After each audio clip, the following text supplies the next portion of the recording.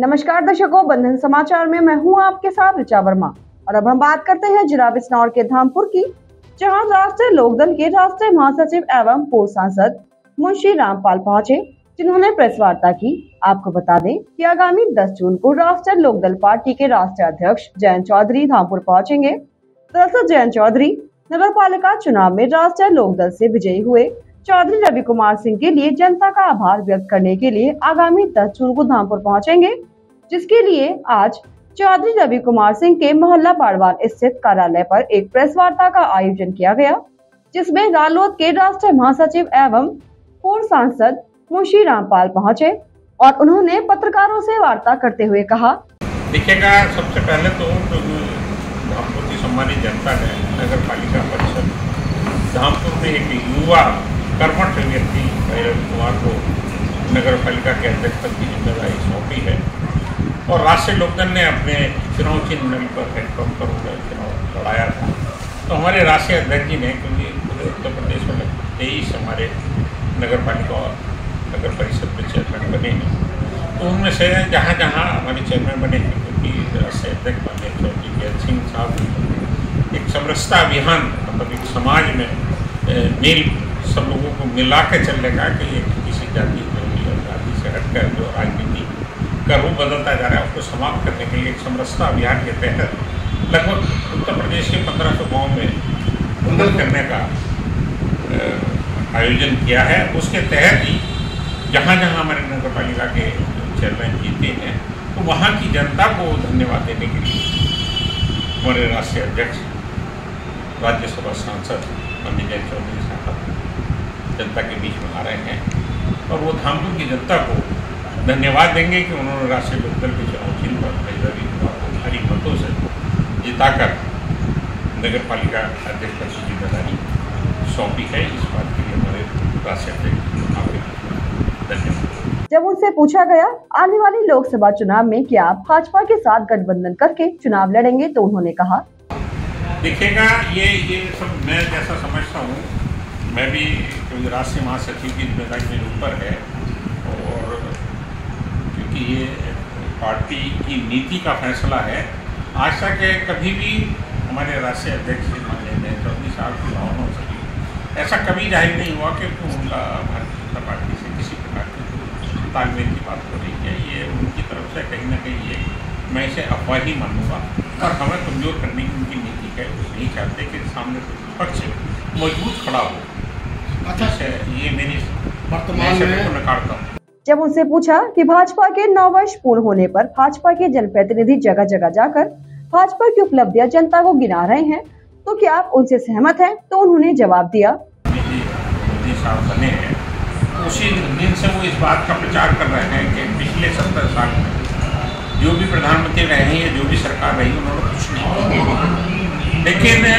हमारा सौभाग्य रहा कि हम स्वतंत्र भारत में पैदा हुए, मतलब जो हमारा जन्म हुआ है उस समय देश आज़ाद था और उस समय हमने ये सुना था कि इस देश में जिस समय देश आज़ाद हुआ है कि यहाँ सुई नहीं लगी। आज जिन मिसाइलों का उद्घाटन माननीय प्रधानमंत्री जी ने किया, बड़े बड़े आयोजनों का जिनका उद्घाटन प्रधानमंत्री बनने के बाद किया है, तो जहाँ माननीय प्रधानमंत्री जी ने ये बात कही हो कि पिछले 70 सालों के तमाम, उसमें अटल बिहारी वाजपेयी जी भी 3 बार प्रधानमंत्री रहे हैं, उन सबको उन्होंने नकारा था। तो ये मैं समझता हूँ ये काफ़ी मान वाले शब्द हैं, ये शब्द उन्हें मानने नहीं चाहिए। जो काम उन्होंने अगर किए हैं उस काम के लिए आपके सामने है कि गैस का सिलेंडर जहाँ 300 से अगर उसमें 25 रुपये बढ़ जाते थे, तो तमाम महिलाएं सड़कों पर आ जाती। आज 1133 रुपये का सिलेंडर हमारे नगीना में है और कहीं कोई बोलने को तैयार नहीं है। तो अब आप इसमें समझिएगा, आपने एक तरफ तो जो बीपीएल गरीब तबके के लोग हैं, जो बिलो पॉवर्टी लाइन के लोग हैं, जो गरीब लोग हैं, उनको ना गैस का कनेक्शन मुफ्त में दिया है और मुफ्त में देने के बाद आज वो 1150 रुपये का सिलेंडर खरीदे, इकट्ठा 1150 रुपये कहाँ से लाएं? उनके पास पैसा नहीं है। तो आपने उस बात को देख नहीं है। पहले सब्सिडी अगर आपने शुरू में जैसे ही किया तो आपने सब्सिडी जितनी बनती थी तो वो सब्सिडी लोगों के खाते में जाती थी, आज सब्सिडी नगण्य होगी, ना के बराबर। तो इसलिए जो सरकार की नीति है, बिजली की दरें आप देख लीजिएगा कि सन 14 से पहले बिजली की दरें उत्तर प्रदेश में कितनी बड़ा इजाफा हुआ। खेती के लिए पहले सरकार ट्यूबवेलों में बिजली एक सीमित दायरे में उनको ट्यूबवेल का प्रति वर्ष के हिसाब से चार्ज करती थी। अब उनके ट्यूबवेलों में मीटर लगाए जा रहे हैं, मतलब उन्हें भी कॉमन से यूज में उनसे बिजली खेती में आप देना चाह रहे हैं। तो जबकि हमारे देश की खेती पर आधारित ही भारत देश है, और उनको जब आप किसान को नहीं माफ़ कर रहे तो आप किसे माफ़ करेंगे? तो आपके कथनी और करनी में सरकार की फर्क है। लिहाजा अगर वो ये बात कह रहे हैं कि हम 9 सालों में बहुत बड़ी उपलब्धि ली है और हमने देश में बहुत बड़ा परिवर्तन किया है, तो वो उनके अपने लिए है। मैं समझता हूँ जनता महसूस नहीं करती। तो इसका मतलब ये मान लिया जाए कि 9 साल बेमिसाल आपकी निगाह में हवाई है। मैं तो ये समझता हूँ जनता इस बात का कोई उनको लाभ महसूस नहीं करती।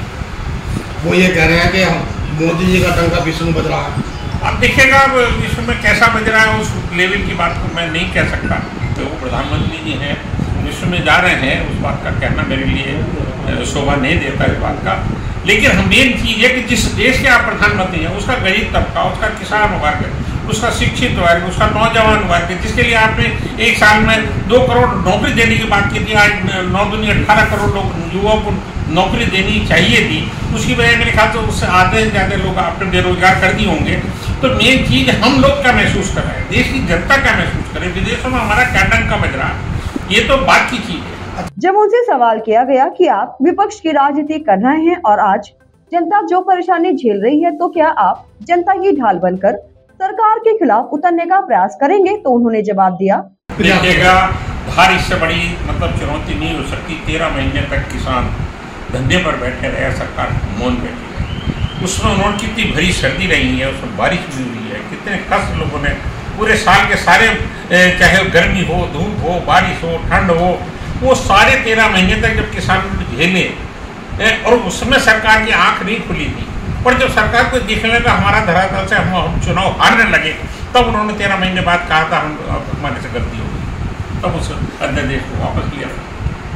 आज वही बात है कि जो महिलाएं हमारी, जो आज हमारे खेल के मैदान में हमारे देश का नाम को ऊंचा करती है, जो मेडल प्राप्त कर कर आई हैं, अगर वो ये कह रही है कि हमारे साथ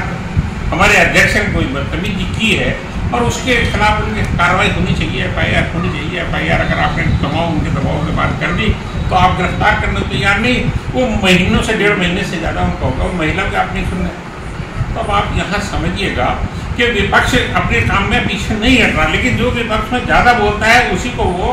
तरह तरह के प्रचारण डराने की कोशिश करते हैं और उनको प्रताड़ित करते हैं। तो ये सरकार के ऐसा तो मेरे ख्याल से ब्रिटिश सरकार ने भी नहीं किया।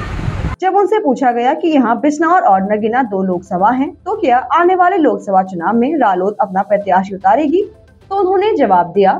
देखिएगा ये फैसला हमारे राष्ट्रीय अध्यक्ष का है और अभी गठबंधन बहुत दूर है, मतलब गठबंधन से मेरा मतलब गठबंधन में सीटों का बंटवारा भी बहुत दूर है। उस विषय पे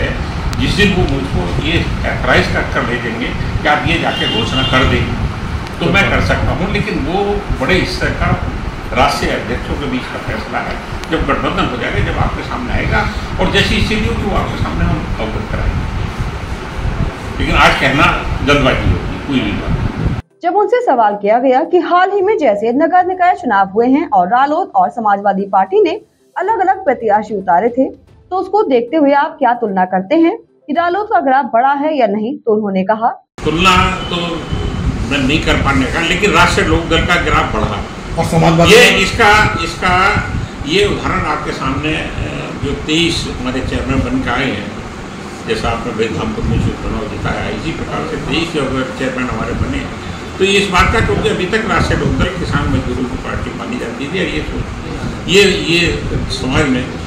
धारणा थी कि ये ग्रामीण क्षेत्रों की पार्टी है। लेकिन ये 23 हमारे नगर पालिकाओं में चेयरमैन बनने का मतलब ये कि शहर का निवासी भी और राष्ट्रीय लोकदल या हमारे नेता माननीय जयंत चौधरी साहब की तरफ तो उनका जुड़ाव है, उनको पसंद कर रहा है, वो चाहते हैं कि ये देश की राजनीति में आगे आए। अच्छा, क्या इस दौरान नगर पालिका अध्यक्ष चौधरी रवि कुमार सिंह, रालोद विधानसभा प्रभारी वीरेंद्र कुमार, ओमजीत पवार आदि लोग मौजूद रहे। और इसी के साथ जुड़ रहे बंधन समाचार के साथ।